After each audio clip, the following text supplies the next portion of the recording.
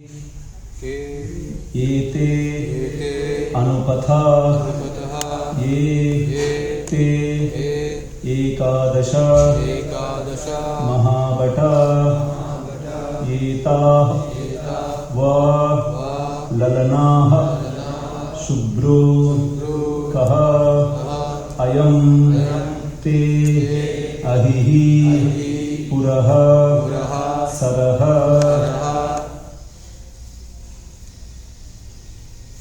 कयेतेनुपथायेत एकादश महाभटा एतावाललना शुभ्रू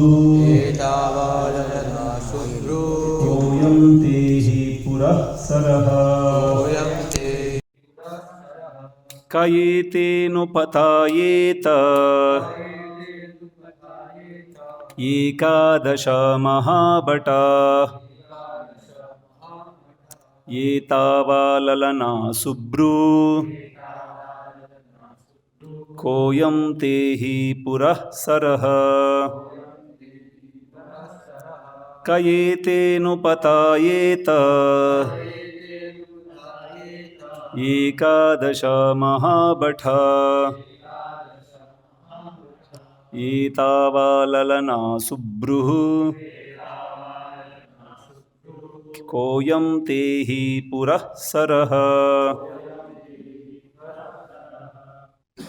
के कौन ये ते ये सब अनुपथा अनुचर ये जो ते तुम्हारे एकादश 11 महाबटा अत्यंत शूरवीर अंगरक्षक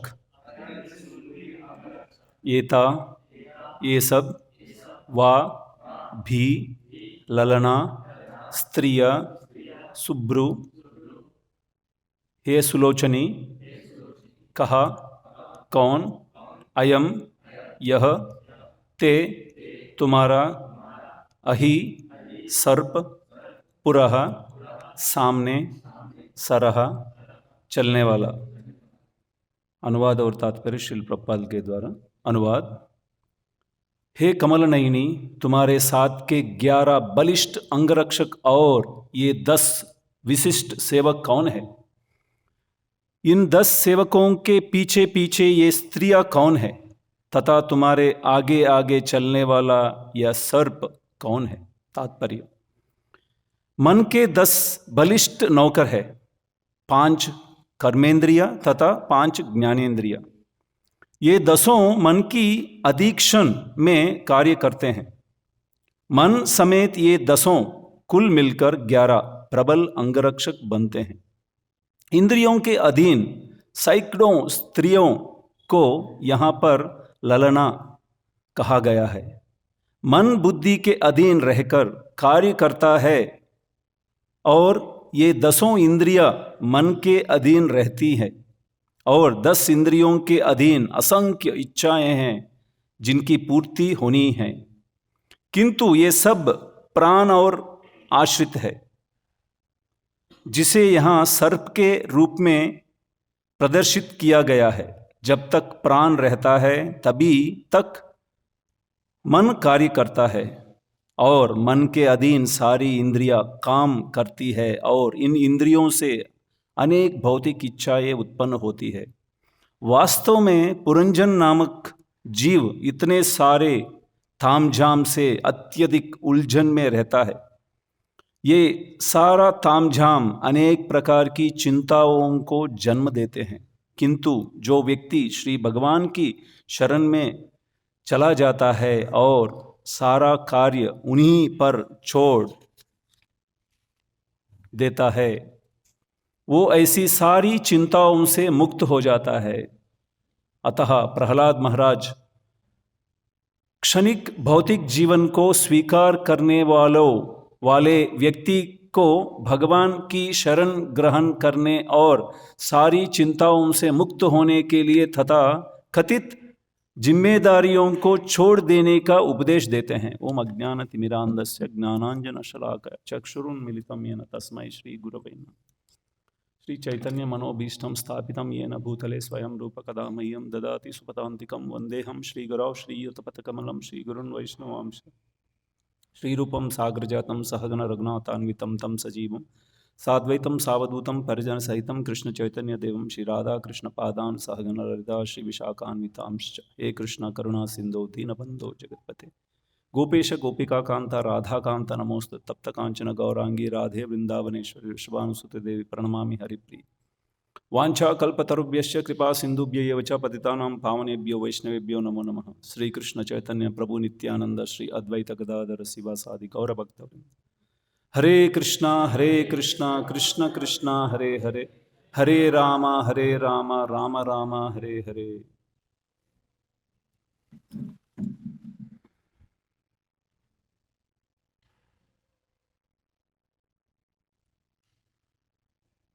यह अध्याय का शीर्षिका है कि राजा पुरंजन के गुणों का वर्णन। ये वृत्तांत जो अभी चल रहा है 25वां अध्याय, इसमें पुरंजन के बारे में वृत्तांत आ रहा है। प्राचीन बरहिसत को नारद मुनि उपदेश दे रहे हैं, जो भोग विलासों में लगा हुआ है, मेरे जैसे अनेकों जैसे ऐसे भोग विलासों में लगा हुआ है, उनके लिए ये बहुत सारा मुख्य यहाँ पे शिक्षण है। तो उनको उद्धार करने के लिए नारद मुनि प्राचीन बरहिसत को ये एक वृत्तांत सुना रहे हैं, वो पुरंजन के बारे में। पुरंजन मतलब उसमें पुरम जना मतलब जो देह को ग्रहण किया हुआ जीव, उसका अर्थ है वास्तविक में। वही नहीं है उसका अर्थ पुरंजन का, जो देह को ग्रहण करके इस भौतिक जगत को भोगना चाहता है, वही पुरंजन। तो मुख्यतः हर एक जीव इसी अवस्था में है। जब जीव को देह प्रदान किया जाता है, मतलब मृत्यु के पश्चात, ऐसा वर्णन है कि सभी जन जो यमराज के सभा में जाते हैं मृत्यु के पश्चात, जो जीव है, सूक्ष्म जो शरीर है, तो वहाँ पे उसने जो भी किया हुआ कर्म के अनुसार, जो पुण्य किया है, पाप किया है, उसके अनुसार एक अनुकूल शरीर उसको प्रदान किया जाता है, उसका पुण्य और पाप के बल पे। तो उसी के हिसाब से उसको कौन सा इंद्रिय देना है, किस प्रकार का शरीर देना है, किस प्रकार के भोग कर सकता है, उसके पास अकाउंट का बैलेंस क्या है, उसके हिसाब से दिया जाता है। उसी के लिए यमराज को प्रभुपाद कहते हैं कि धर्मराज बताया गया है। बहुत ही धर्म को बहुत ही सही तरह से निभाते हैं, उसी के लिए धर्मराज हैं। तो जैसा इंद्रिय उसको दिया जाता है, उसी प्रकार का भौतिक जगत में आने के बाद उसी प्रकार का वस्तु उसकी इंद्रिय का विषय बनता है, उसी से भोग करता है। तो इसके बारे में वर्णन भागवतम में है। हर एक जीव को अलग अलग प्रकार का इंद्रिय है, इंद्रिय का भी विकास है, किसका इंद्रिय कैसा है अभी देखेंगे। अलग अलग जीवों का भोगने का तरीका अलग है। जैसा प्रभुपाद बोलते हैं, जो जैसा वृक्ष है या जो भी पेड़ पौधे हैं, उनको आहार लेने का अंग्री मतलब उनके पाँव से है, मतलब जड़ से है। जड़ से वो जो भी उसका ग्रहण करता है, उसका कोई टेस्ट का बहुत सारी चीज़ों को पता नहीं होगा, मगर उसका भी इंद्रिय है, उसका भी आंखें है। अभी कोई वेला लगाएंगे आप, कोई भी लौकी किसी का, जब वो बड़ा होगा उसको पता चलेगा कि कहाँ पे उसको पकड़ने के लिए जगह है, वो ढूंढता है। वो उसका भी इंद्रिय है। जिस तरफ आपने एक पौधा यहाँ पे लगाया, उसके पकड़ बांस में लकड़ा कुछ लगाया, समझ लीजिए कोई बांस, कुछ उसको समझ में आया, कुछ लगाया, उधर की तरफ बढ़ता है, उसका पकड़ के चढ़ने के लिए प्रयास करता है। ऐसे ही इंद्रिय हर एक जीव के लिए अलग अलग है। अभी मेंढक को या सांप को जो दिया गया इंद्रिय है, उसके बारे में भी वर्णन है। वो उसका जो जीभ है, ऐसा नहीं कोई भी चीज खाएगा, उसका थोड़ी देर चबाएगा और उसका टेस्ट लेगा, ऐसा और इंद्रिय नहीं। जैसे बाकी जानवरों में या मनुष्य में जो है, कोई भी हम ग्रहण करते हैं, पहले चबाते हैं, उसका टेस्ट ग्रहण करते हैं, फिर हम अंदर लेते हैं। तो ऐसा नहीं, मेंढक है, सांप है, कोई पकड़ेगा वो अंदर निगल लेगा, उसका वो टेस्ट का अनुभव दिया नहीं, उसका उतना ही प्रमाण का भोगने का ये जो दिया गया इंद्रिय। तो इसी प्रकार का हर एक जीव जो है इस भौतिक जगत में आता है, उसका भोगने का वस्तु अलग है, उसका जैसा वो शरीर मिलता है। तो यही नारद मुनि और एक जगह पे भी बताते हैं, जैसा बच्चा पैदा हुआ उसका इंद्रिय अभी पूर्ण रूप से विकसित नहीं है, तो हमें ऐसा नहीं समझना है कि ये बहुत शुद्ध है। जैसा वो यौवन प्राप्त करता है तो उसकी इंद्रिय में जो पुराने वासना जो है जागृत होता है, उसके हिसाब से आकर्षित होता है। तो ऐसे ही हर एक जीव भी ऐसा ही है, इंद्रिय भोग में लगा हुआ है। अभी जैसे पेड़ पौधे हैं, आप देखेंगे पेड़ पौधे का एक उम्र जब आता है तो क्या होगा, उसमें फूल पैदा होगा, ऐसे रंग बिरंगी फूल, अलग अलग पौधों में अलग अलग रंग, रंग बिरंग, मतलब उसका यौवन दशा आ रहा है। तो जैसा यौवन आता है तो फूल आता है, अलग अलग सुगंध, और अलग अलग उसके अंदर मधु पैदा करता है, शहद, क्योंकि उसको अभी भोगने का इच्छा है उस वृक्ष को या उस पौधे को, क्योंकि उसमें पॉलिनेशन होना है, मतलब जो पराग होता है, एक पुष्प का दूसरे में जाना है तो उसी में वो भोग लेता है। उसमें भी वही प्रकार का जो व्यवस्था है भोगने की, उसी प्रकार का फूल आएगा, वो मधुमक्खी को या अट्रैक्ट करता है। जैसा वो आता है, मधुमक्खी के जो पाँव के ऊपर सूक्ष्म तंतु होता है, उसमें पराग चिपकता है, वो दूसरे फूल में जाता है, वो एक्चुअली वो सुगंध के लिए जाता है और उसके अंदर मधु को लेने के लिए जाता है। इसके लिए पर्पस बनाया, देखे किसको भोगने के लिए, दूसरे जीव को कैसे यहाँ पे बनाया व्यवस्था, भगवान ये व्यवस्था देख के साइंटिस्ट को समझना चाहिए कैसा व्यवस्था बनाया। नहीं, अभी देखिए कुछ जगह पे अभी कभी गर्मी के मौसम में बरसात हुआ हो, तुरंत सभी किसान लोग अलग अलग बीज डालना चालू कर देते हैं, मूंग है, मूंगफली है, ऐसा सारी चीज़। यदि बरसात नहीं हो तो नहीं डालेंगे, मतलब जो गर्मी के मौसम में, क्योंकि अभी उनके पास पानी का सुविधा नहीं है। जैसा हालात अनेक एक मतलब जमीन में वो बीज डालते हैं, जैसा वो पौधा बड़ा होगा उसमें फूल आएगा तो मधुमक्खी अपने आप फायदा होता है। देखिए भगवान का जो आप प्लानिंग क्या है, देखिए मतलब जो जिला में जितना खेती में वो लोग व्यवसाय कर रहे हैं या खेती कर रहे हैं, उसके अनुसार भगवान ये मधुमक्खी पैदा कर रहे हैं। मधुमक्खी में नहीं पैदा होगा तो वो दाना नहीं बनेगा। तो क्या व्यवस्था है, इसको देख के हमें समझना चाहिए भगवान का क्या अद्भुत ये व्यवस्था है। जितना वो प्लानिंग नहीं हुआ, उस बार बरसात नहीं हुआ, उतने जीवों का उत्पत्ति तो नहीं होगा, वहां पे उत्पादन नहीं होगा। मतलब बरसात दूंगा, इतने लोग खेती करेंगे, उसके हिसाब से मेरे को उनका प्रदान करना है, ताकि उनको ये धान्य मिले, ये अनाज मिले, उसके लिए व्यवस्था भगवान का देखिए। तो ये मधुमक्खी जाता है मधु के लिए, क्या व्यवस्था बनाई, देखिए उसका सुगंध को देखने जाता है, फिर दूसरे फूल में जाता है तो इसका पराग उसमें जाएगा, फिर उसके अंडकोश में जाएगा, तब बीज बनेगा। देखिए उसमें भोगने का पद्धति क्या बताया। ऐसे ही मनुष्य को जो इंद्रिय जो मिला है, मनुष्य जो है एक सोफिस्टिकेटेड एनिमल है, मतलब जो पशु में एक उन्नत स्तर का एक पशु है, समझ सकते हैं। इसमें जो भी इंद्रिय प्रदान किया है वही यहाँ के अध्याय में चर्चा हुआ है। एक तो 5 कर्मेंद्रिय है, 5 ज्ञानेंद्रिय है। कर्मेंद्रिय हम समझते हैं जिससे कर्म करते हैं, हाथ है, पाँव है, ये मुंह है, और जेनिटल्स है, और जो हम लोग एनस या गुदा है, ये पांचों से हम कोई ना कोई कार्य करते हैं। ज्ञानेंद्रिय है, हम ज्ञान ले सकते हैं, आंख है, नाक है, जीभ है, कान है, और स्पर्श इंद्रिय है। तो मनुष्य को जो प्रदान किया गया है, तो ये बहुत ज्यादा उसके इंद्रियों का दास बन जाता है, क्योंकि इसको भोगने का बहुत सारा वाइड रेंज दिया है, मतलब विविधता बहुत ज्यादा दिया है, उसकी वजह से भोग करने का बहुत ज्यादा ही बन जाता है। क्षमा करें।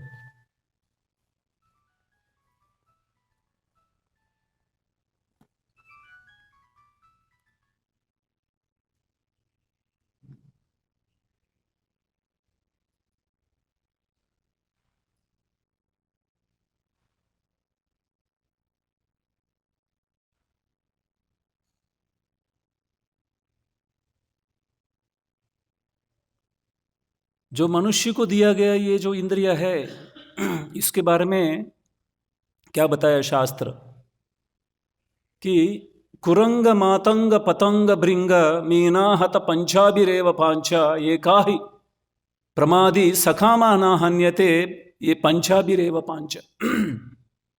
यहाँ पे इस श्लोक में बताया गया है 5 जानवर के बारे में बताया, किस प्रकार से इंद्रिय के वश होते हुए उनके जीवन को नष्ट कर लिया। वैसा 5 जानवर के बारे में बताया है कि इंद्रियों का दास होने से उनका जीवन कैसे खो गया। कुरंग, कुरंग मतलब हिरन। हिरन का सबसे ज्यादा वीकनेस क्या है कि श्रवण। हिरन को कोई भी व्यक्ति मारना अत्यंत कठिन है, क्योंकि बहुत चंचल रहता है। कोई भी शिकार होगा, उसको तीर लगाने से पहले वो इधर उधर कूद जाता है, मारना बहुत मुश्किल है। मगर उसको मारने के लिए क्या व्यवस्था बनाया उसने, किसी को बताता है आप ये फ्लूट बजाओ। जब वो फ्लूट बजाएगा तो वो हिरन का क्या वीकनेस है, जो श्रवण, बहुत सारा संगीत, तो उसके लिए वो थोड़ी देर स्टैंड स्टिल हो जाता है, वो सुनने के लिए प्रयास करता है। तब जब खड़ा है तो शिकार अपना बाण से मार देता है, वो गया। हिरन जो है आपका श्रवण की जो कमी के वजह से वो जीवन को खो बैठा। कुरंग मातंग, मातंग मतलब हाथी। हाथी का सबसे ज्यादा वीकनेस क्या है कि भोगने का प्रवृत्ति, मुख्य रूप से जननेंद्रिय का जो वेग है, ये स्पर्श का जो वेग है, उससे जीवन खो जाता है अपना। हाथी को पकड़ने वाले मुख्य रूप से आप देखेंगे देश में कर्नाटक या केरला प्रदेश में बहुत ज़्यादा हाथियों को प्रयोग किया जाता है। उनको हाथियों को कैसे पकड़ते हैं, हाथी कितना बलशाली है, सामान्य बल थोड़ी है उसमें, मगर उस हाथी भी कैसा उसका वशीभूत हो जाता है भोगने का प्रवृत्ति, स्पर्श का। तो जो हाथी को पकड़ने वाला क्या करता है, ये एक फीमेल हाथी या हथनी को, जहाँ पे हाथी का झुंड आते हैं और पानी पीने के लिए आते हैं, उसके दूर में लेके घुमाता है इधर उधर, और बीच में बड़े बड़े गड्ढे करते हैं, बहुत बड़े बड़े गड्ढे, और उसमें वो गड्ढा हो पता ना चले, उसके ऊपर पूरा पत्ते ये सभी लकड़े डाल देते हैं ताकि पता ना चले। तो ये जो हाथी है वो हथनी से मिलने के लिए दौड़ता है और कहीं ना कहीं एक गड्ढे में गिर जाता है। तो उसके लिए 10-15 दिन के लिए कुछ भी नहीं देता खाने के लिए। जब वो बिल्कुल शिथिल हो जाता है तो उसको बाहर निकालते हैं और बड़े बड़े लकड़े उठाने के लिए एक बन गया, वो अभी गुलाम बन गया एक व्यक्ति का, उसका अंकुश है, उससे कंट्रोल में आ जाता है। उसका वीकनेस पता लग गया, इसको भोगने के लिए आया, एक स्त्री को भोगने के लिए, तो वो गड्ढे में गिरा और एक गुलाम बन गया। अभी वो लकड़े उठाएगा, जीवन को, अपना जीवन चला गया उसका। कुरंग मातंग पतंग। पतंग मतलब जब बरसात के मौसम में बहुत सारे उड़ने वाले कीड़े आते हैं, पतंगे बोलते हैं। उसका वीकनेस क्या है, आंखें, ये जो दृष्टि है, दृश्य है, उसका सबसे वीकनेस है। यदि आप दीपक चलाएंगे कहीं भी, मंदिर में कहीं भी, तो वो दीपक का रोशनी उसको बहुत ज़्यादा आकर्षित करता है, पतंग उड़ के आता है। यदि दीपक दिया जलाया, पूर्व जमाने में दिया जलाते थे, तो उसको पास में आने से पतंग, उसका इतना ज़्यादा सुंदर दिया उसको आकर्षित करता है, पास में जाता है, गर्माहट महसूस होता है, बाहर आता है, ऐसे घूमते घूमते सुबह तक उसी आग में लग के अपना जीवन को खत्म कर लेता है। मतलब आंखों का जो ये दृश्य है उसको नियंत्रण नहीं कर पाया, उसका जीवन खत्म कर लिया पतंग। कुरंग मातंग पतंग भृंग। भृंग मतलब मधुमक्खी। उसका वीकनेस क्या है, सुगंध। जहां पे दिन में कमल विकसित होते हैं, कमल का सुगंध बहुत अच्छा होता है, तो उसका सुगंध के लिए वो अंदर जाता है। मुख्य रूप से वो है, शहद भी लेता है, मगर सुगंध के लिए अंदर जाता है। मगर जो कमल का सुगंध इतना अच्छा लगता है, वो भूल जाता है कि ये रात है, अंधेरा है, क्या हो गया, कुछ भूल जाता है, दिन हो गया। तो दिन में तो कमल खिलता है, शाम को मुड़ जाता है, तो उसके अंदर वो इतना मदहोश होके पड़ जाता है कि रात के समय, शाम के समय में वो पंखड़ी सभी पास में आ जाता है, उसके बीच में फंस के सफोकेशन से वो मर जाता है। सुबह अगले दिन सुबह तक वो सफोकेशन से मर जाता है। मधुमक्खी सुगंध के लिए जीवन त्याग कर लिया अपना। कुरंग मातंग पतंग भृंग मीना, जो मछली है, मछली का जो है टेस्ट, ये जो रुचि है, रस है, उसका गुलाम है। मछली को पकड़ने वाले क्या करते हैं, एक हुक बनाते हैं और उसका आगे कुछ खाने के लिए लगाते हैं, कुछ लोग अर्थवर्म्स लगाते हैं और उसमें पानी में फेंकते हैं। तो वो जो पानी में दिखा हुआ वो जो खाने का चीज़ है, खाने का लगता है, मछली वो पकड़ता है, उसके अंदर एक पिन रहता है, उसका ऊपर हुक लग जाता है उसके मुंह में, तो वो फंस गया, उसको निकालेगा, वो बनाएगा खाने के लिए। तो खाने का वो इंद्रिय को नियंत्रण नहीं कर पाया, उसका जीवन चला गया। तो ये पांचों ये जो जानवर है या जो भी है, पक्षी है, जो भी है, ये एक एक इंद्रियों से गया हुआ है। मगर मनुष्य के बारे में क्या कहना, पांचों इंद्रियों से गया हुआ है, क्या होगा उसका। तो यहां पे इतना इंद्रिय इस प्रकार से उसका इंद्रिय विषय है। उसी के लिए सुखदेव गोस्वामी 16 साल तक अंदर ही रहे, क्योंकि इंद्रिय विषय इतना प्रबल है, मैं आऊंगा तो इससे मैं फंस जाऊंगा। उनको पहले से पता था, जैसा पैदा हुए निकल गए। तो इंद्रिय इतना ज्यादा इंद्रिय विषयों से लगा हुआ है, तो ये आसान नहीं है एक जीव को इससे बाहर निकलना। क्योंकि श्रीमद् भागवतम का 11वां स्कंद में बताया गया है कि पूरा सृष्टि के लिए जो भी कारण है, जैसा उसमें बताया गया है कि पोषण के लिए क्या है, ऐसे सारी चीज बता के 10 विषय बताया है। उसमें एक जो है निरोधा, मतलब स्टॉप एंजॉइंग, एक उसका अर्थ है, अलग अलग अर्थ है उसमें। एक स्टॉप एंजॉइंग इम्पॉसिबल, एक जीव के लिए ये भोगने की प्रवृत्ति है, ऑलमोस्ट इम्पॉसिबल है, जीव को वो नहीं निकल सकता है।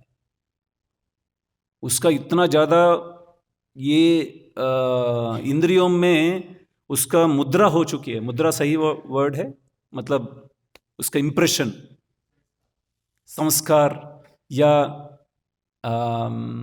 मुद्रा पड़ चुका है। मुद्रा नहीं बोलते हैं उसको, छाप, यस, छाप इसका इतना ज्यादा इंद्रियों में पड़ चुका है। हर एक जो है अनेक जन्मों से कुछ ना कुछ प्यूरिफाई होके निकल रहा है, मगर इस जन्म में जो भी इंद्रिय मिला हुआ है, उसका एक समय आने के बाद उसी विषय के प्रति उसका आसक्ति है, उसको निकालना बहुत मुश्किल है।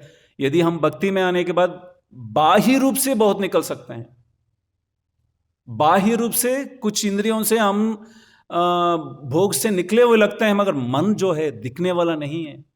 जो अंदर है उसमें छाप इतना है, उसको समय मिलेगा वो प्रकट हो जाएगा। उसी के लिए हम बाह्य रूप से इंद्रियों को भगवान की सेवा में लगे हुए लगते हैं, मगर जब इंद्रिय मन को जो लगाएगा वो बहुत भक्ति में उन्नत हो सकता है, वो दिखेगा नहीं सभी का। यही उसका यह है कि जब ये इंद्रिय, बाह्य इंद्रिय बहुत समय तक, बहुत जन्मों तक भगवान की सेवा में लगाएगा, तब मन जो है भगवान की सेवा में लगने का संभावना है।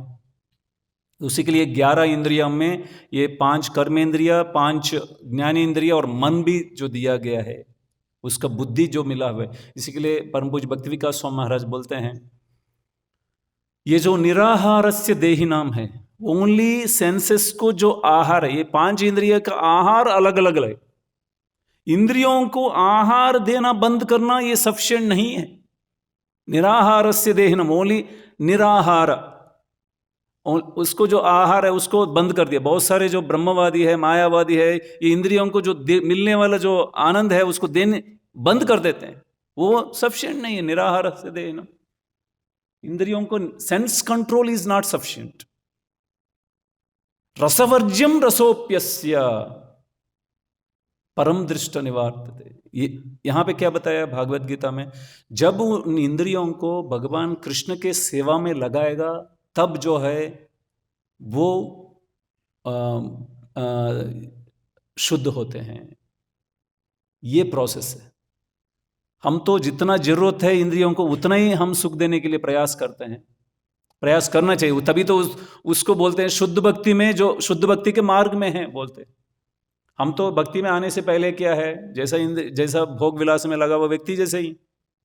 जब भक्ति में आए हैं, यदि हम लोग ये इंद्रिय के भोग के वस्तुओं को जितना जरूरत है उतना प्रयोग कर रहे हैं, तभी हम शुद्ध भक्ति के मार्ग में हैं, हम बता सकते हैं। नहीं तो मिथ्याचारी हम हो सकते हैं।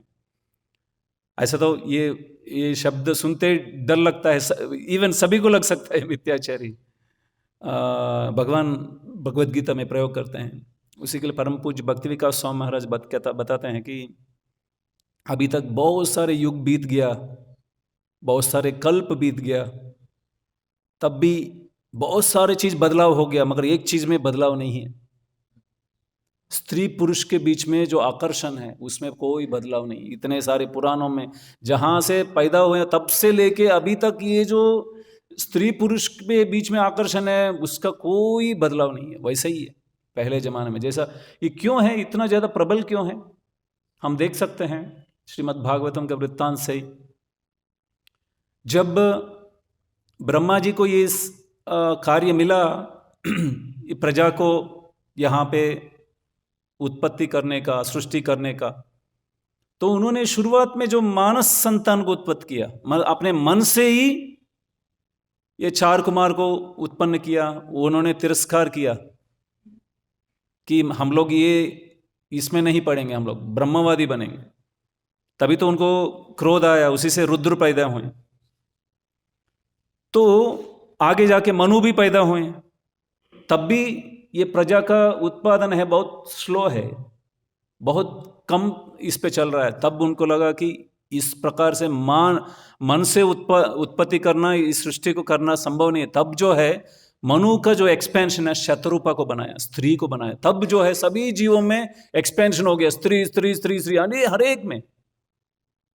ऐसा ही एक कुछ तो उभयलिंग जीव भी है मतलब एक ही जीव में, ऐसा साइंटिस्ट जो बोलते हैं, जैसा ये गुजराती में अड़सिया बोलते हैं, हिंदी में मतलब अर्थवर्म्स के हिंदी में क्या बोलते हैं? केचुआ। उसमें दोनों लिंग है।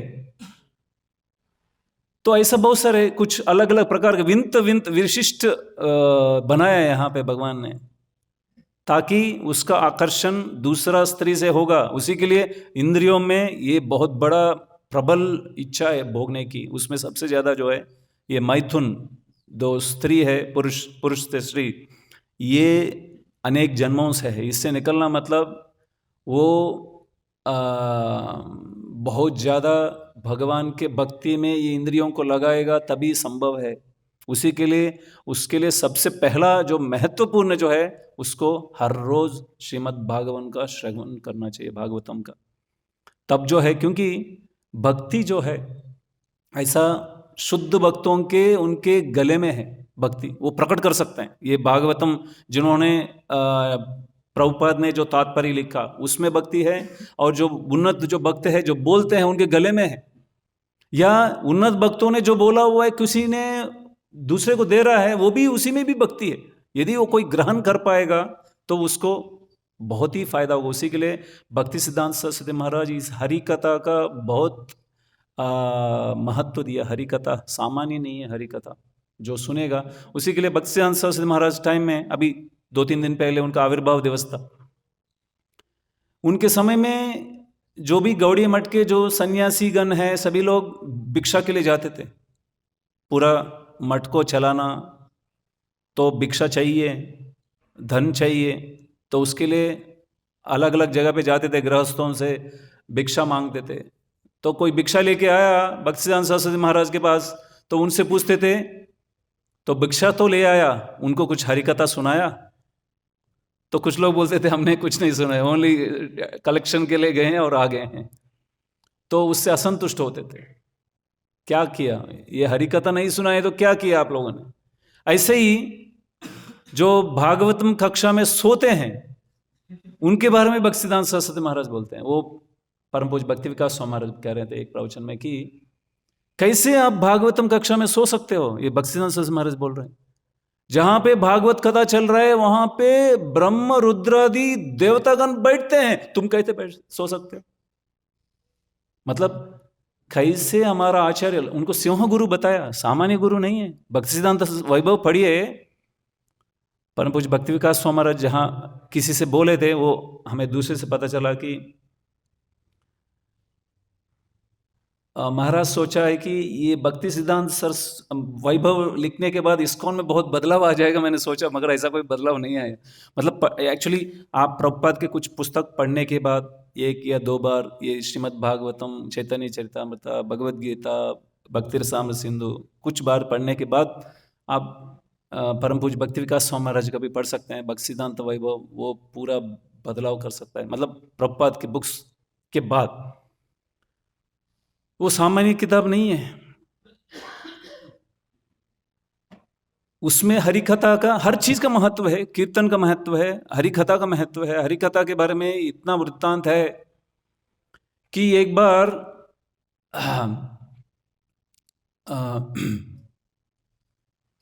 ये जो ईशान्य प्रांत देश, मतलब राष्ट्र जो भी है हमारा, असम, ये सभी जगह पे प्रचार के लिए भक्तिसिद्धांत सरस्वती महाराज गए। वहाँ पे कुछ भक्तजन ये बंगाल से भी आए हैं, कुछ जॉब करने वाले गृहस्थ लोग, वो लोग भी वहाँ पे प्रवचन सुनने आए थे, वहाँ सम्मेलन में आए थे। तो एक व्यक्ति 1-2 दिन रहा, फिर भक्तिसिद्धांत सरस्वती महाराज से मिला, महाराज मुझे जाना होगा, मेरा जॉब है, मुझे वापस जॉब में ज्वाइन होना पड़ेगा। तो भक्तिसिद्धांत सरस्वती महाराज इतना आचार्य होकर उनको बोला, क्यों नहीं तुम अपने ऑफिस में झूठ तो बोल सकते हो, कुछ बीमार पड़ गया। मतलब एक आचार्य झूठ बोलने तक बोल रहे हैं कि हरिकथा सुनने के लिए, मतलब बता सकते हैं कितना मुख्य है एक हरिकथा सुनना, समय से आना, समय से सुनना। रामानुजाचार्य बोलते हैं कि जो भी जहां पे हरिकथा चल रहा है, यदि आपको कुछ भी समझ में नहीं आता है, कान खोल के वहां बैठ जाइए, आपके अंदर भगवान के प्रति आकर्षण हो सकता है। तो इसका बहुत महत्व है। मैं इससे पहले भी आया तो बताया, ये 4 दीवार के बीच में जिस व्यक्ति को ज्यादा समय बिताने के लिए मौका मिलता है, वो भक्ति में प्रगति कर सकता है, उसमें संदेह नहीं है। क्योंकि श्रवण होगा भक्तों के संग में। अकेला श्रवण, MP3 का श्रवण उतना ज्यादा प्रभावशाली नहीं है जो लाइव श्रवण करता है। और रामगिरिधारी प्रभु एक कहते हैं कि आपको श्रवण, जहां पे आप जिस समूह के भक्तों के में रहते हैं उनके सुनना जरूरी है, क्योंकि वो देख रहे हैं आपको डायरेक्टली नहीं बोल पाएंगे, उनको जो भी बोलना है प्रवचन में बोलेंगे। उसमें बहुत सारे सेंटेंस आपका हो सकता है, हर एक जगह का अलग अलग मूड होगा, डिफरेंट होगा। तो वहाँ के जो उन्नत भक्त है, जिस प्रकार से आपको समझेंगे, इसको सुनाने का मौका जो है अच्छा है। ऐसा तो हमारा टॉपिक से बाहर नहीं जाना चाहिए, वो टॉपिक रिलेटेड ही उसको कहीं ना कहीं जो डोज देना चाहिए दे देना चाहिए, तो उसका मौका, फायदा होगा उसका। तो श्रवण का इसका बहुत सारे है, भक्ति सिद्धांत सरस्वती महाराज का। ये तो पहले भी मैंने सुना होगा। भक्ति सिद्धांत सरस्वती महाराज इस भौतिक जगत को जब छोड़ने जा रहे थे, उनके शिष्यों को बोला, मैं और 10 साल यहाँ पे रह सकता था, मैं 10 साल पहले जा रहा हूँ ताकि मेरा शिष्य मेरे को सुन नहीं रहे, उसके लिए मैं 10 साल पहले मैं निकल रहा हूँ यहाँ से। और उनके जो देह छोड़ने की समय आया, उससे पहले बहुत बीमार थे, उनके लिए 2 डॉक्टर को अपॉइंट किया उनके शिष्यों ने। उनके जो डॉक्टर्स है, सुबह एक आता था, शाम को आता था ट्रीटमेंट के लिए। तो उनको बिठाते थे, वो ट्रीट करने वाले जो डॉक्टर्स को भक्ति सिद्धांत सरस्वती महाराज बिठाते थे, उनको हरिकथा सुनाते थे, दोनों को सुनाते थे। उसको देख के शिष्य परेशान हो गया, अरे इस समय इस हालत में आपको क्यों सुनाना है, ऐसा डिस्करेज करते थे भक्ति सिद्धांत सरस्वती महाराज। फिर भक्ति सिद्धांत सरस्वती महाराज बोलते थे, मुझे क्यों बचाने का प्रयास कर रहे हैं आप लोग? यदि मैं हरिकथा बोलूंगा नहीं, ये गले का प्रयोग भगवान के बारे में नहीं बोलने के लिए इस्तेमाल नहीं करूंगा, किस पर्पस के लिए मेरे जीना है? तो ये जो गले का प्रयोग भगवान का कीर्तन करना है, भगवान का नाम का जप करना है, ये हमें समझना चाहिए। कितना ज़्यादा हम प्रयोग करते हैं ना ये गले का। परम पूज्य भक्ति विकास स्वामी महाराज को देखिए, उनका जो भी रिकॉर्डिंग्स देखिए, कितने रिकॉर्डिंग्स में उनका आवाज़ बहुत ही खराब है, बहुत कठिन है उनको बोलना, तब भी बोल रहे हैं। उनका जो बैक बहुत सपोर्ट नहीं कर रहा था, जहाँ पे वेल्लोर यहाँ पे वहाँ पे ट्रीटमेंट ले रहा था, लेट के वहाँ पे फिर माइक बताने के लिए कितना आतुर है। महाराज बता रहे थे कि एक प्रवचन में, मैं तो ऐसा इस जन्म में तो एक मलेच्छ परिवार में जन्म लिया, और ऐसा मुझे इतना ज़्यादा जीभ का लालसा है, मैं अपने जीभ को नियंत्रण नहीं कर पा रहा हूँ भगवान के बारे में बोलने के लिए। मतलब जो राधा के बारे में कथा सुना रहे थे, तीर्थ के बारे में कितना ज़्यादा कह रहे हैं, और विष्णु सहस्र नाम, मतलब भगवान को उनका गुणगान करने का तरीका क्या क्या ढूंढ रहे हैं। देखिए विष्णु सहस्र नाम का कितना अच्छा प्रवचन कितने दिए हैं, कितना गलय को प्रयोग किया, हम समझ सकते हैं। ऐसे ही कीर्तन, यदि कीर्तन का सही तरह हम लोग समझें तो ये कीर्तन जो है गले का प्रदर्शन नहीं है, गला का प्रदर्शन नहीं है, संगीत का मूवमेंट नहीं है। ये हमें समझना चाहिए। जिसका जो गला अच्छा है वो प्रयास करता है दूसरे को आकर्षित करना। कोई भी चीज़ ओनली गला का नहीं है, हर एक में अलग अलग खूबियाँ है, भगवान ने दिया है। किसी को रंग दिया, किसी को हाइट दिया, किसी को बोलने का अच्छा मौका दिया, और किसी को ये स्मरण शक्ति अच्छा दिया, ज्ञान अच्छा दिया, किसी को बुद्धि अच्छा दिया, किसी को गाने का, मृदंग बजाने का। ये जो यदि कोई भी चीज़ आपके अंदर है, एक खूबी है, तो वो अकेला भगवान को आकर्षित करने के लिए प्रयोग करना चाहिए। इसके अलावा किसी दूसरे को आकर्षित करने के लिए प्रयोग किया तो और एक आपके लिए यहाँ पे भौतिक जगत में वाइड ओपन है, और ज़्यादा शरीर मिलने का संभावना है, और ज़्यादा जन्म यहाँ पे बिताने के हमें मौका मिलेगा। एक ही व्यक्ति से हमें आकर्षित करने का प्रयास करना चाहिए, और एक ही व्यक्ति से आकर्षित होना चाहिए। हमारा प्रयास कैसे होना चाहिए? उन्हीं से आकर्षित हो, किसी दूसरे से आकर्षित ना हो। ऐसे वृत्तांत बहुत सारे आते हैं, हमें बहुत सावधानी रहना चाहिए। कोई भी चीज़ कला है, हर एक में है, तभी तो हम लोग यहाँ पे हैं। सभी अपना खूबी को जानता है तभी तो यहाँ पे है। यदि नहीं जानता है अपना आप को, तो यहाँ पे रहने की उसको जरूरत नहीं है। यदि रहना है ओनली भगवान का नाम का प्रचार करने हेतु रहना चाहिए, उसको यहाँ पे कोई बंधन नहीं है। सभी को उसके, वही तो अहंकार बोलते हैं, मिथ्या अहंकार बोलते हैं, गलत पहचान है, मेरे पास ये है, वो जो पहचान है, तभी तो भगवान को देखने नहीं दे रहा है। वो जो प्राप्त किया है उसके वजह से वो भगवान को देखने का उसका पर्दा डाला हुआ है। वो पर्दा जो है, जब उसने ये सभी चीजों से बाहर निकलना चाहता है तब निकलेगा। एक बार तिरुवनंतपुरम में परम पूज्य भक्ति विकास स्वामी महाराज का बहुत पहले व्यास पूजा था, उसमें एक ड्रामा प्रैक्टिस कर रहे थे कुछ भक्तजन। उसमें एक ड्रामा था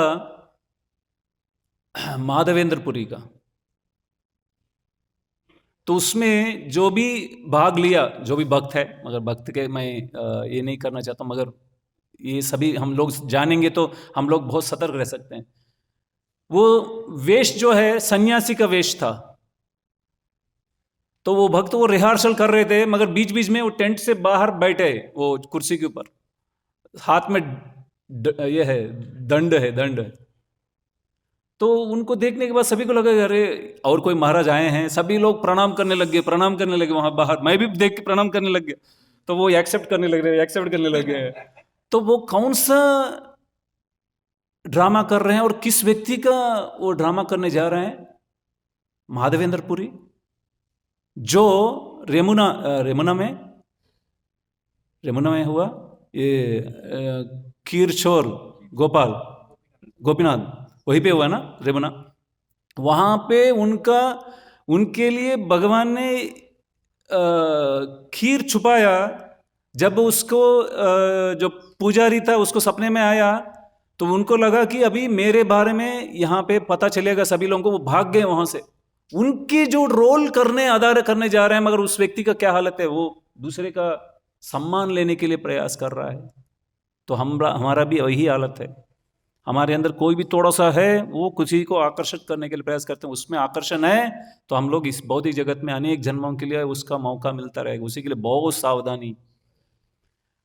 रूप रघुनाथ स्वामी महाराज बताते थे उनके प्रवचन में, वो भक्ति सिद्धांत सरस्वती महाराज को नाम लेके बता रहे हैं, इस भौतिक जगत में ये सबसे ज्यादा बंधन हम सभी समझते हैं, ये मैथुन आकर्षण है, मतलब स्त्री के लिए पुरुष, पुरुष के लिए स्त्री। मगर इससे भी बहुत बड़ा जो बंधन, बहुत बड़ा जो स्टम्बलिंग ब्लॉक है, मतलब उससे निकलना अवरोध है, इससे भी बड़ा अवरोध है ये प्रशंसा की आशा या सम्मान पाने की जो इच्छा, या ये कहीं ना कहीं आइडेंटिटी, गलत पहचान, ये इच्छा जो है इतना ज्यादा प्रबल है। तो उसी के लिए बहुत सावधानी रहना चाहिए भगवान से नोटिस होने का, किस प्रकार से भगवान ने जो बताया उस प्रकार से भक्ति करने का। ऐसा तो बहुत सारे तरीका देखते हैं हमारे दादा दादी में, या कोई भी बहुत सारे अपसंप्रदाय में अलग अलग पद्धति हो सकता है। वो भगवान चाहते हैं नहीं चाहते उस प्रकार से हमें समझना चाहिए। मतलब क्या है कि कीर्तन का अलग अलग प्रकार का तरीके हो सकता है। अभी भी देखेंगे सभी के सेलफोन में अलग अलग प्रकार के ट्यून्स हो सकते हैं। अभी जो वेस्टर्नर्स है, ठीक है, उनका बचपन से वहीं पे पैदाइशी हुए हैं, उनका वो अलग अलग प्रकार का ट्यून्स है, उनका ट्यून्स अलग अलग हो सकता है कीर्तन का। मगर हमें हैं बहुत स्टैंडर्ड ट्यून्स जो भी उसी के लिए गौरवहिता कीर्तन सुनी, किस प्रकार से उस प्रकार का इंस्ट्रूमेंट्स क्या है और किस प्रकार का कीर्तन होता था। ये बहुत सारे मॉडर्न, ठीक है, वेस्टर्नर्स है, उनको बहुत ज़्यादा बचपन से एक्सपोजर नहीं है, उनके लिए ठीक है। मगर हम लोग बहुत ज़्यादा प्रयास करने की ज़रूरत नहीं। गले का अलग अलग प्रयास, अलग अलग ये करने का, राग प्रयास करने की ज़रूरत नहीं। उससे भगवान बहुत ज़्यादा प्रसन्न नहीं होते हैं। सिंपल ट्यून्स भगवान के लिए बहुत प्रसन्न कर सकते हैं। उसी को प्रयोग करने का प्रयास करने का, उसी को सुनने का। अलग अलग प्रयास बहुत ज़्यादा ज़रूरत नहीं है। दूसरा, कीर्तन में नाचना। यदि आप पुरुष शरीर में हैं तो आप यदि चैतन्य महाप्रभु के मूवमेंट को अच्छी तरह समझा है तो जरूर नाचना। यदि नाच नहीं रहे हैं तो आप सही तरह इस मूवमेंट को समझा नहीं है। परम पूज्य भक्ति विकास स्वामी महाराज को देख लीजिए, उनके पाँव में कितना समस्या है, तब भी जितना समय वो नाच सकते थे नाचे। अभी हाथ को कम से कम हिलाते हैं। तो कम से कम ये जो उत्साह नहीं है, ऐसे ही खड़े हैं कीर्तन में, जब कीर्तन खत्म हो जाएगा निकल जाएंगे, ये दृष्टि से तो हम गलत, ट्रेनिंग सही नहीं है, फिर तो गलत जगह पे। तो उत्साह होना कीर्तन में बहुत जरूरी है। जब तक आपकी इंद्रिय साथ दे रहे हैं, ऐसे लंबे समय के लिए साथ नहीं दे सकते इंद्रिया। हम जब नंदग्राम में थे, जब वहाँ पे वैष्णव भजन जब गाते थे, वहाँ सुंदर गौरन प्रभु को जब देते थे वैष्णव भजन के लिए, तुरंत बोलते थे जल्दी चश्मा ले आओ घर से, क्योंकि उनको अभी अक्षर नहीं दिखते हैं। उस समय हम लोग थोड़ा सा मजाक सोचते थे, अरे अभी अक्षर क्या नहीं दिखना, हमें तो उस समय दिखता था, अभी हमें चश्मे की जरूरत पड़ गया। ये जैसा निकलता रहेगा इंद्रिय शिथिल होते रहेंगे। तो ऐसे ही मैं एक प्रभु को देखता था, जब वो तार जोड़ते थे जैसा मोटर का किसी का, उस होल में नहीं डालते थे, साइड में डालते थे, उनको दिखता नहीं था। वो उनको भी देख के हंसते थे, अरे दिखने ना, होल क्लियर है, अभी मुझे नहीं दिखता होल क्लियरली। देखिए कैसा शिथिल हो रहा है इंद्रिय। अभी बहुत ज्यादा नाच नहीं पाते हैं, शक्ति खत्म हो रहा है।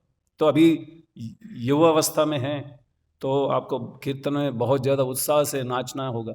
ये कीर्तन, और कीर्तन के समय में जो भी कीर्तन गा रहे हैं उस पर मेडिटेट करना, तब तो आपका यहाँ पे चार दीवार में रहने की जो मैंने बताया वो प्रथम अवस्था है। दूसरा अवस्था है आपका मन ये चारों दीवारों के बीच में रहना चाहिए, वो मुख्य है। यदि मन भी यहाँ पे है उपस्थित, तब हम कह सकते हैं कि अभी भगवान के चेतना में है। जैसा चेतना आपका भगवान पे रहेगा, भगवान को आपके ऊपर ध्यान करना होगा। ऐसा ही गोपियों के बारे में ब्रह्मा जी कहते हैं कि बहुत सारे ध्यानी हैं, योगी है, कितने सालों तक जिसके ऊपर ध्यान करते हैं प्राप्त करने के लिए, उनके ध्यान के लक्ष्य आप है। गोपियों के बारे में बोल रहे हैं, मतलब योगी जो गण हैं वो ध्यान कर रहे हैं भगवान के बारे में अनेक करोड़ों वर्षों तक, जो वेदों में जो मिलने वाला नहीं है, मगर उस व्यक्ति का जो ध्यान है कौन है? गोपियों के प्रति है। तो गोपियों का भक्ति क्या हो सकता है, क्या स्तर की भक्ति हो सकता है? भगवान भी उन पे ध्यान कर पा रहे हैं, मगर हमारा टारगेट वो नहीं है, हम दास्य अवस्था में कर रहे हैं। मगर हमें पूरा प्रयास करना चाहिए, कितना समय इस भक्ति में, कितना तीव्रता के साथ, कितना गुणवत्ता के साथ, कितना समय जो लगा रहे हैं, उतना ज़्यादा इंद्रिय शुद्ध होते हैं। तब तक आपका 8:45 तक है ना प्रवचन? 8:45, ओके। तो इस प्रकार से ये इंद्रियों को श्रवण, कीर्तन और स्मरण, जब श्रवण होगा, कीर्तन स्वभाव ऑटोमेटिकली होगा, ऐसा बता रहे। श्रवण आपका बराबर होगा, इंद्रिय बहुत प्रबल है, इसको श्रवण में लगाएंगे तो ये जीभ है, गला है, ऑटोमेटिकली कीर्तन में रहेगा।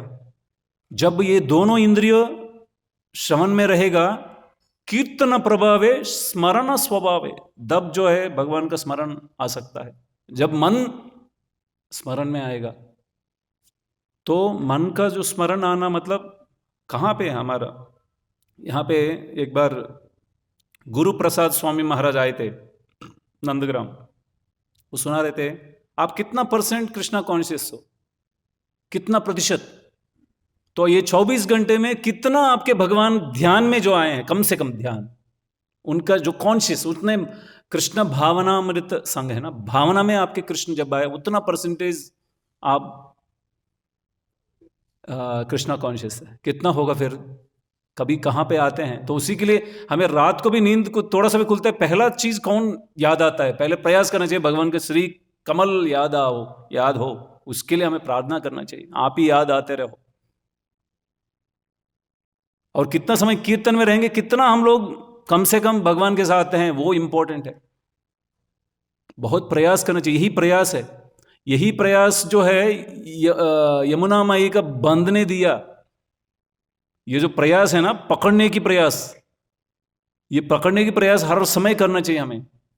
जब हम ये 5-6 घंटे की ये साधना में पकड़ने की प्रयास करेंगे, तब जो है 24 घंटे में हम पकड़ने की, बाकी जो भी है 20-19 घंटों में पकड़ सकते हैं भगवान के साथ। ये कम से कम इसमें तो प्रयास करिए पकड़ने का। उसमें जप करना, जप सामान्य चीज नहीं है। मतलब बताया गया है कि यन्नाम ध्येय श्रवणानुकीर्तना, मतलब ये नाम का जो है, जो जिसके जीव के ऊपर आया, यदि वो छंडाल भी है, ये कुत्ते का मांस भी खाने वाला है, वो तुरंत यज्ञ करने के लिए वो उसका योग्य बन जाता है। कितना हो सकता है? और जिस व्यक्ति अनेक जन्मों में तीर्थ स्थान दर्शन किया, तीर्थ नदियों में स्नान किया, जिसने धर्म को बहुत अच्छा पालन किया, दान किया, जितने शास्त्रों का अध्ययन किया, आर्यों का संस्कृति को अपनाया, उसके जीभ के ऊपर, उसके जीभ के अग्रभाग पे भगवान का नाम न होगा। तो इस्कॉन से जुड़े हुए हैं कोई भी व्यक्ति सामान्य नहीं है, कम से कम कोई भी स्तर का नाम तो कृष्ण का है उसके जीभ के ऊपर, सामान्य। मगर उसी में हम लोग बनना नहीं चाहिए, प्रयास करना चाहिए, प्रयास। ये जो प्रयास, यदि आपके हर रोज जप में कुछ प्रयास नहीं है भगवान को पकड़ने का या भगवान तक पहुंचाने का, तो बहुत मुश्किल है। प्रयत्न तो करना चाहिए भगवान को ध्यान में लाने का। और भगवान से हम प्रार्थना कर रहे हैं ना, कैसे भी हमें आपके सेवा में लगाइए लगाइए लगाइए लगाइए, ऐसे बार बार पीछे पड़ेगा ना। अभी देखिए, छोटे बच्चे हैं, वो सभी के गोद में नहीं जाते हैं। आप जाके किसी बच्चे को गोद में ले लो, आएगा क्या? नहीं आएगा। उसको जो लालन पालन ज़्यादा करता है, कुछ ग्रुप में कुछ लोग लालन पालन करता है, उसके गोद में तुरंत हाथ देगा देने के लिए। तो भगवान का भी नज़र में हर लोग यहाँ पे जो सेवा कर रहे हैं और उसके अंदर प्रेम पैदा कर रहे हैं, उसके लिए प्रभुपाद जो क्लियरली बोलते हैं प्रवचन में, we have only one business, that is Krishna consciousness. Develop love towards Krishna, only one business. यदि ये बिजनेस के लिए कोई भी चीज अनुकूल है वो ही ग्रहण करना चाहिए। यदि बिजनेस के लिए भगवान का प्रेम करना, वो प्रेम को प्रदर्शित करना, ये प्रयास करना इसके लिए अनुकूल है, तभी आपका जो भी कार्यकलाप है वो करना चाहिए। नहीं तो प्रहलाद महाराज का लास्ट श्लोक में बताया, तत्साधु मन्ये सुरवर्य देहिनाम सदा समद्विग्न दियाम असत्ग्रहात् हित्वात्मपातम गृहमंदकूपम वनम गतो यद्धरिम आश्रयेत। तत्साधु मन्ये, अपने पिता को समझा रहे हैं प्रहलाद, मैं साधु किसको मानता हूं, बेस्ट किसको मानता हूं? असुरवर्य देही नाम। असुरवर्य, अपने पिताजी को क्या बुला रहे हैं? असुरों में श्रेष्ठ। हिरण्यकशिपु को मतलब ग्रेटेस्ट डिमन बता रहे हैं। मतलब एक तो राक्षस किसी को बुलाना, मतलब उसका क्रिया कैसे होंगे, किसी को परेशान करना, अलग अलग प्रकार का दुष्टचर्या में जो लगा उसको राक्षस मतलब, मगर उसमें क्या बोल रहा है? उसमें श्रेष्ठ। मतलब हिरण्यकशिपु को क्या बड़ा चिन्ह होगा, बहुत ज्यादा परेशान करने वाला सभी को हिरण्यकशिपु। तत्साधु मन्ये सुरवर्य देहिनाम, असुरवर्य देहिनाम। देहिनाम, जो व्यक्ति देह को ग्रहण किया, सदा समद्विग्न, ये हमेशा वो विघ्न अवस्था में रहेगा, समस्याओं में रहेगा। कौन है समस्या में नहीं है? समझ बताइए। हमेशा कोई ना कोई समस्या। यदि गृहस्थ है तो और अनेक समस्या, और वो समस्या में गिरा हुआ, क्यों गिरा हुआ है? सदा समद्विग्न दियाम असत ग्रहात। वो किसने क्या ग्रहण किया? असत को ग्रहण किया। उसको समझ में आई इंद्रिय से जो मिलने वाला सुख है वही सत्य माना है, वही रियलिटी समझा है, वही वास्तविक समझा है। वही सभी को छोड़ के वनम गतो, वनम वेल्ली, वनम को जाके, मैं तेलुगु बीच में, वन को जाके भगवान हरि या कृष्ण को आश्रित होना, ये सबसे बेस्ट अपने पिता को बता रहे हैं प्रहलाद महाराज हिरण्यकशिपु को। तो सभी को ये करने की जरूरत नहीं। जिसका जो भी ड्यूटीज है, जिस प्रकार का सामर्थ्य है, साइकोफिजिकल नेचर, मानसिक और शारीरिक क्षमता के अनुसार एक आश्रम ग्रहण करना, उसके हिसाब से जो भी ड्यूटीज है उसको पूरी तरह अच्छी तरह करना, ये जरूरी है। तो आप ज़्यादा समय हम लोग सभी भगवान के श्रवण कीर्तन स्मरण में लगाएंगे। वंदन मतलब वो भी परफेक्ट होना चाहिए। वंदन मतलब नहीं जल्दीबाजी में आ गए, तुरंत गिर पड़े, फिर उठ गए, जो भी है या नहीं क्या देगा। प्रणाम करना मतलब प्रणाम मंत्र बोलना, यदि नहीं करते तो उसका एक अपराध लगता है। यदि प्रभुपाद को प्रणाम किया, वो तो कौन सा प्रणाम करे? अष्टांग प्रणाम। तो अष्टांग मतलब 8 अंग आपको पता होने चाहिए, वो सभी चीज उस प्रकार से टच होना चाहिए। कुछ लोग हाथ ऐसे जोड़ देते हैं, कुछ लोग हाथ पीछे करके सर लगा, मतलब वो षष्ठांग है या अष्टांग नहीं होगा, 8 अंग नहीं होगा। 8 अंग पहले अच्छी तरह समझ लीजिए, क्या क्या हाथ टच होना चाहिए, सर टच होना चाहिए, चेस्ट टच होना चाहिए। किसी का चेस्ट टच नहीं हुआ, ऐसा प्रणाम करते हुए महाराज ने आके पीछे से उसका चेस्ट को दबाया ऐसा मतलब ये पुरुषों के लिए, नहीं तो पंचांग प्रणाम स्त्रियों के लिए। और कभी कभी हम भक्तों को पंचांग प्रणाम करते हैं। तो ये परफेक्शन तभी करेंगे तो वो पूरा आपको इफेक्ट उसका फल मिलेगा। तो आधा आधा करने से कोई फायदा नहीं। तो पूरा करिए, परफेक्शन जानिए।